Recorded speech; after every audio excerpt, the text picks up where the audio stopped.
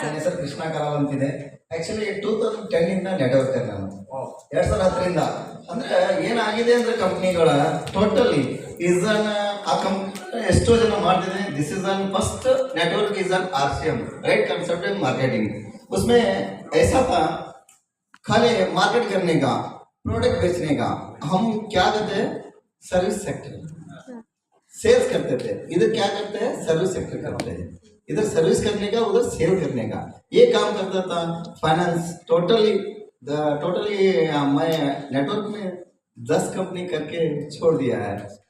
Last time मेरे को खुशी होता है.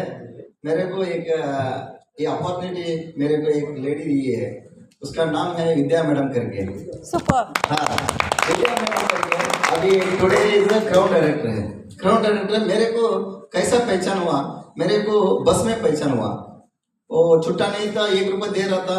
मैं दूसरा कंपनी का प्लान मैडम को बोल रहा था. वो मैडम मेरे को सर्वश्री में लेके खड़ा कर दिया.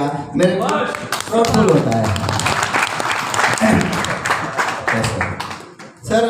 ಬೆಳೆಸುವಂಥ ಒನ್ ಆ್ಯಂಡ್ ಓನ್ಲಿ ಕಂಪ್ನಿ ಇದೆ ಅಂದರೆ SHPL.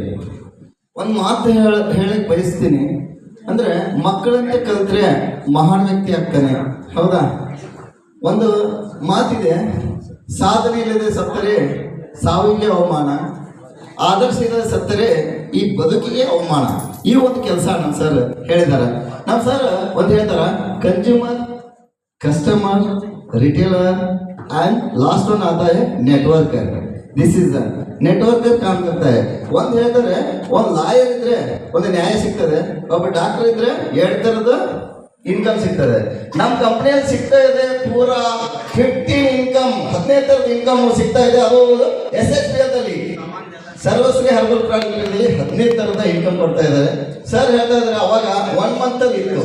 1 ಮಂತಲ್ಲಿ ಡೈಮಂಡ್ ಆಗ್ಬೋದು, ಎಕ್ಸಿಕ್ಯೂಟಿವ್ ಆಗ್ಬೋದು, ಒಂದು ಟಾರ್ಗೆಟ್ ಇತ್ತು.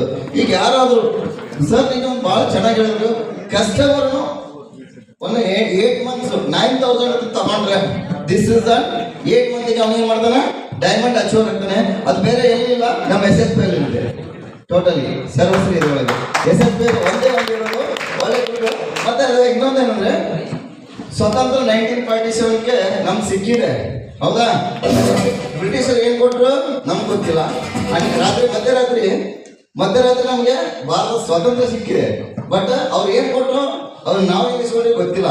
ಬಟ್ ನನಗೆ ಗೊತ್ತೈತೆ, ನಮ್ಮ ಗೋಪಾಲ್ ಕುಂದರ್ ಸರ್ ಇವತ್ತು ಇಂಡಿಪೆಂಡೆನ್ಸ್ ದಿವಸ ಆಗಸ್ಟ್ 15 ಆಗಸ್ಟ್ 1ಕ್ಕೆ ಮಾಡಿದ್ದಾರೆ. ಅಂದರೆ ಇನ್ನು 15 ಒಳಗೆ ನೀವು ಇಂಡಿಪೆಂಡೆಂಟ್ ಆಗಿ ವರ್ಕ್ ಮಾಡಿ, ಇಂಡಿಪೆಂಡೆಂಟ್ ಆಗಿ ಟೀಮ್ನ ರೆಡಿ ಮಾಡಿ.